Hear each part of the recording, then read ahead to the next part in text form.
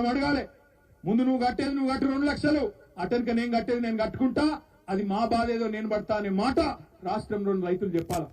మన నర్సాపూర్లో మా సునీత లక్ష్మారెడ్డి గారి నియోజకవర్గంలో అక్క ఒక రైతుని తీసుకొచ్చింది అసెంబ్లీకి. ఆ రైతు మొత్తం ఇచ్చిండు మాకు. ఆ రైతు చెప్తున్నాడు, అన్న డిసెంబర్ 9 నాడు నాకు 80,000 రుణం ఉండే. నేనేమనుకున్నా కాంగ్రెస్ వాళ్ళు రాగానే రుణమాఫీ చేస్తారని చెప్పి వాళ్ళకే ఓటేసిన. మరి ఓటేసిన తర్వాత ఇప్పుడు జూలై మాసంలో ఉన్నాం. మరి ఇప్పటిదాకా మొత్తం మిత్తి పెరిగింది, ఇంకో 9,000 కట్టమంటుండ్రు. నా తప్పు కాదు కదా, నేనెందుకు కట్టాలి మిత్తి? 9 నెలల మిత్తి నేనెందుకు కడతా? ప్రభుత్వం కట్టాలి కదా, మీరు మా తరపున అడగాలి కదా అనే మాట రైతన్న అడుగుతా ఉన్నాడు. నేను రాష్ట్రంలోని రైతన్నలందరికీ విజ్ఞప్తి చేస్తా ఉన్నా, డిసెంబర్ 9 అని చెప్పమన్నది మనం కాదు, అడిగింది మీరు కాదు, చెప్పింది రేవంత్ రెడ్డి, చెప్పింది రాహుల్ గాంధీ, చెప్పి మాట తప్పింది వాళ్ళు. 9 నెలలు మోసం చేస్తున్నది వాళ్ళు. మనం ప్రభుత్వాన్ని డిమాండ్ చేయవలసిన అవసరం ఉన్నది.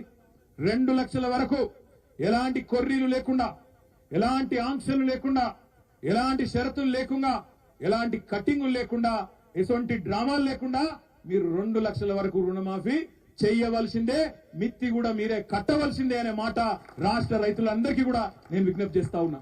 ఈ విషయంలో వదిలిపెట్టొద్దు, తప్పకుండా వాళ్ళ వెంట పడాలి. నేను ఇంకొక మాట మిమ్మల్ని ఆలోచించమని అడుగుతున్నా. ఇది ఎందుకు ముఖ్యం రుణమాఫీ అంటే, ఇయ్యాల తప్పించుకుంటే రేవంత్ రెడ్డి రేపు మీకు రైతు భరోసా అన్నాడు. కేసీఆర్ రైతు బంధు 5,000 ఇస్తే నేను 7.5 ఒక్క మాట అనలే. కేసీఆర్ కంటే నేను 1.5 రెట్లు సబితా నరికిండు. ఇయ్యాల తప్పించుకున్నాడు అనుకో, ఇవాళ కట్టింగులు పెట్టిండనుకో రుణమాఫీలా, రేపు మీ రైతు బంధులో కూడా ఇదే కట్టింగులు పెడతాడు, ఇదే రకంగా కోసేస్తాడు రైతు బంధు, మీకు రాకుండా చేస్తాడు. యాది పెట్టుకోమని చెప్పి నేను మీ అందరిని కొడతా ఉన్నా.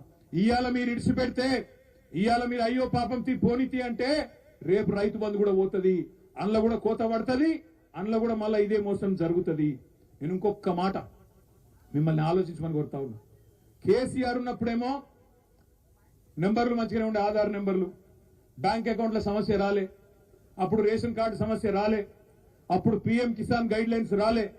72 లక్షల మంది రైతులకు 72,000 కోట్లు మీ ఖాతాలో ఇప్పుడే అక్క చెప్పినట్టు టింగు టింగు అనుకుంటా నాట్లేసే టైంకు బ్రహ్మాండంగా మీకు రైతు బంధు ఖాతాలో పడుతుండే. మరి అప్పుడు రాని సమస్యలు ఇవాళ ఎందుకు వస్తున్నాయి?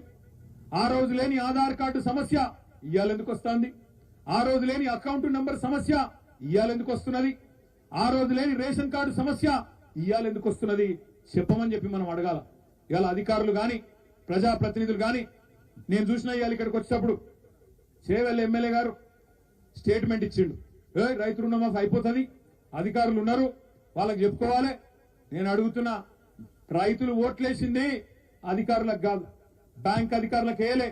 రైతులు ఓట్లేసింది ఇక్కడ ఉండే వ్యవసాయ అధికారులకు వేయలే.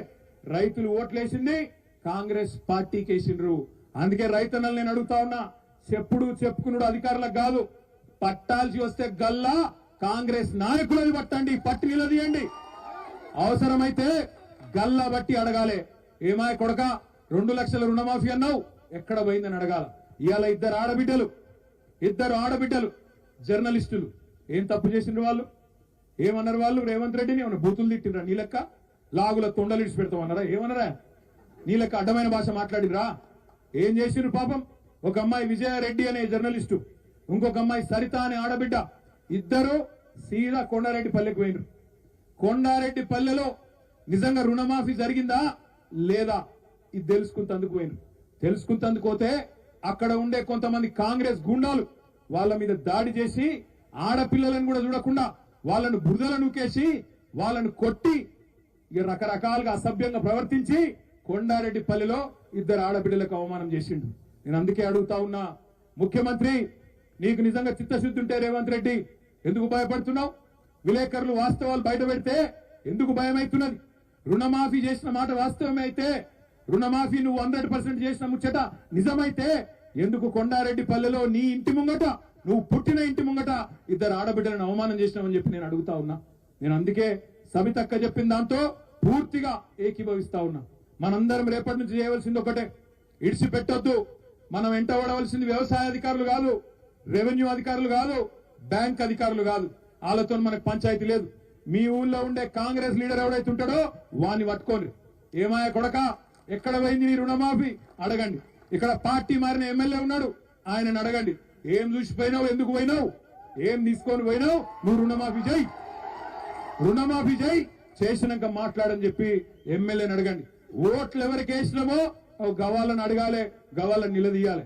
అంతేగాని అధికారుల చుట్టూ తిరుగుండ్రి, వీళ్ళ కాడికి పోన్రి, వాళ్ళ కాడికి పోన్రి, మనకేం ఖర్చు వాళ్ళ కాడికి పోయేది. మనం పోవాల్సింది మనం ఓట్లు వేసిన ప్రజాప్రతినిధుల కాడికి పోవాలి, నిలదీయాలి, అడగాలి, గట్టిగా చెప్పాలి.